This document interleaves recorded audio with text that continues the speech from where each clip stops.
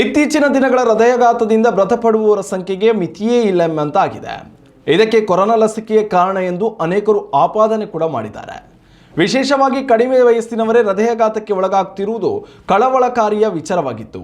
ಈ ಸಂಬಂಧ America college of ಕಾರ್ಡಿಯಾಲಜಿಯ 2026ರ ವಾರ್ಷಿಕ ವೈಜ್ಞಾನಿಕ ಅಧಿವೇಶನದಲ್ಲಿ ಸಂಶೋಧನಾ ವರದಿಯನ್ನು ಮಂಡಿಸಲಾಗಿದ್ದು, ಆಘಾತಕಾರಿ ವಿಚಾರ ಬೆಳಕಿಗೆ ಬಂದಿದೆ.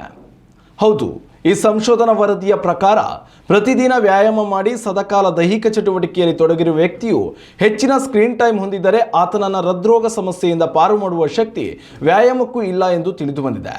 ಸ್ಕ್ರೀನ್ ಟೈಮ್ ಎನ್ನುವುದು ಅಷ್ಟೊಂದು ಅಪಾಯಕಾರಿಯಾಗಿದ್ದು, ದೈಹಿಕ ಆರೋಗ್ಯವನ್ನು ಕಾಪಾಡಿಕೊಂಡ ಬಳಿಕವೂ ಹೃದಯಕ್ಕೆ ಹಾನಿ ಮಾಡುವ ಸಾಮರ್ಥ್ಯ ಈ ಅಭ್ಯಾಸಕ್ಕಿದೆ ಎಂದು ಸಂಶೋಧನಾ ವರದಿಯಲ್ಲಿ ತಿಳಿದು ಬಂದಿದೆ. ಪಾಕಿಸ್ತಾನದ ಕರಾಚಿ ಸೇರಿದಂತೆ ವಿವಿಧ ನಗರಗಳಿಂದ 35 ವರ್ಷ ಪ್ರಾಯದ 385 ಯುವ ಜನತೆಯನ್ನ ಈ ಸಂಶೋಧನೆಯಲ್ಲಿ ಬಳಸಿಕೊಳ್ಳಲಾಗಿತ್ತು.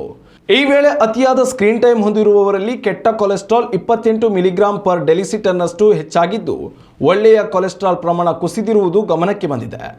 ಮಾತ್ರವಲ್ಲದೆ ದಿನಕ್ಕೆ 6 ಗಂಟೆಗಿಂತ ಹೆಚ್ಚು ಸಮಯವನ್ನು ಮನರಂಜನೆಗಾಗಿ ಸ್ಕ್ರೀನ್ ಮುಂದೆ ಕಳೆಯುವವರಲ್ಲಿ ಸಿಸ್ಟೋಲಿಕ್ ರಕ್ತದೊತ್ತಡ ಸರಾಸರಿ 18 ಮಿಲಿಮೀಟರ್ ಆಫ್ ಮರ್ಕ್ಯೂರಿ ಹೆಚ್ಚಿರುವುದು ಕಂಡುಬಂದಿದೆ.